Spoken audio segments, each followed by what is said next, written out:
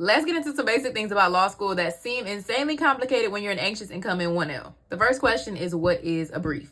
This is basically just a recap of the case you've read. This is what you're going to reference when your professor calls on you and says, tell me about this case. Everybody does theirs a little bit differently, but essentially mine is a chart and it just has the facts, procedural history, rule, reasoning, and holding. Sometimes, and heavy on the sometimes, concurrence and dissent. If my professor doesn't care about the concurrence or the dissent, I'm going to be honest, a lot of the times I don't even read it. Unless the holding is crazy to me and I'm like, I need to see if somebody else sees this, and then I'll read the dissent. Next up is a cold call versus a panel.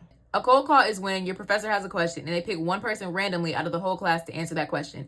My classes, unfortunately, do have a seating chart, and my professor does have a big chart with our names and faces on it, and they tend to pick from there. Now, panels are small groups of people who are picked on for an entire class period. Based on my experience, the panels are usually like 5 to 7 people per class, and you tend to know what dates you're going to be on panel for. I love a good mix of the two. Honestly, it eases the anxiety, and if there's ever a time where I'm just completely overwhelmed and can't do my reading for one class, the class with the panel is going to have to be skimmed for if I'm not on panel. But with that, I will say there's no such thing as skimming and then never coming back to it. You have to come back to it and know that concept by the end of the weekend. JX is jurisdiction, D is defendant, and P is for plaintiff. I know it seems self-explanatory. Sometimes they do the little triangle and all, the girl, I do D and P, and it makes sense to me. I did get a question about what a doctrinal is, and doctrinals are basically just the classes that you have to take your 1L year, and they pretty much all will be on the bar except for your elective in the spring. Unless your elective was business associations like mine.